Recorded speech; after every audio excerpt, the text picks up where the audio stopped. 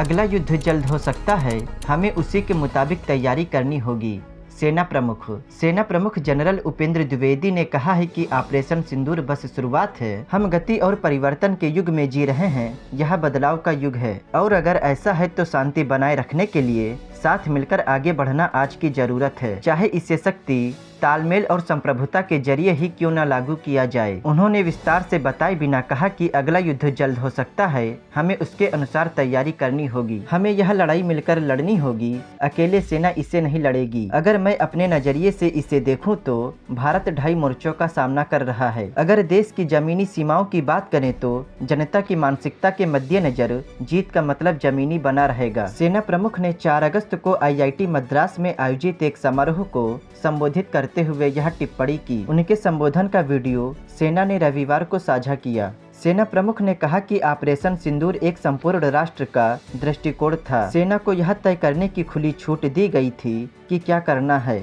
इस तरह का आत्मविश्वास, राजनीतिक स्पष्टता, राजनीतिक दिशा हमने पहली बार देखी। प्रतिबंधों की कोई शर्त न होने से सेना का मनोबल बढ़ता है। इस तरह इसने जमीनी स्तर पर सेना के कमांडरों को अपनी समझ के अनुसार कार्य करने में मदद की। ऑपरेशन के बारे में और जानकारी देते हुए उन्होंने कहा कि 25 अप्रैल को हमने उत्तरी कमान का दौरा किया, जहां हमने सोचा, योजना बनाई, उसकी संकल्पना की और 9 में से 7 ठिकानों पर अपनी योजना को अंजाम दिया। इन ठिकानों को नष्ट कर दिया गया और कई आतंकवादी मारे गए। आतंकी शिविरों पर सटीक हमलों के बारे में उन्होंने कहा कि हमने जहां हमला किया वह व्यापक और गहरा था। पहली बार हमने आतंकवादियों के वास्तविक ठिकानों पर हमला किया। निश्चित रूप से हमारे निशाने पर आतंकी और उनके सरगना थे। ऐसा पहले कभी नहीं हुआ था।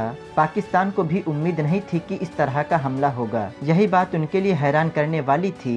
लेकिन क्या हम इसके लिए तैयार थे? हाँ, हम इसके लिए तैयार थे। जो भी झटका आता उसे झेलने के लिए हम तैयार थे। ऑपरेशन सिंदूर के दौरान किस तरह से नैरेटिव गढ़ने की लड़ाई लड़ी गई, इस पर उन्होंने कहा कि भारतीय सेना ने पाकिस्तान की रणनीति का अपने तरीके से मुकाबला किया। जनता तक संदेश पहुँचाने के लिए इंटरनेट, मीडिया और अन्य माध्यमों का इस्तेमाल किया। यह स्वदेशी जनता, विरोधी देश की जनता और तटस्थ जनता सभी पर प्रभाव डालती है। इसका रणनीतिक संदेश महत्वपूर्ण था। उन्होंने नैरेटिव मैनेजमेंट, विमर्श गढ़ने के महत्व पर भी जोर दिया और कहा कि असली जीत दिमाग में होती है। आप किसी पाकिस्तानी से पूछें कि आप हारे या जीते तो वह कहेगा कि हमारे सेना प्रमुख फील्ड मार्शल बन गए हैं। हम जरूर जीते होंगे, इसीलिए वह फील्ड मार्शल बने हैं। दोस्तों, हमारे सेना प्रमुख जनरल उपेंद्र द्विवेदी ने कह दिया है कि अगला युद्ध जल्द हो सकता है, हमें उसी के मुताबिक तैयारी करनी होगी। और दोस्तों, उन्होंने कहा कि यह लड़ाई अकेले सेना नहीं लड़ेगी, बल्कि हम लोगों को साथ मिलकर लड़ना होगा। दोस्तों, अब समय आ गया है कि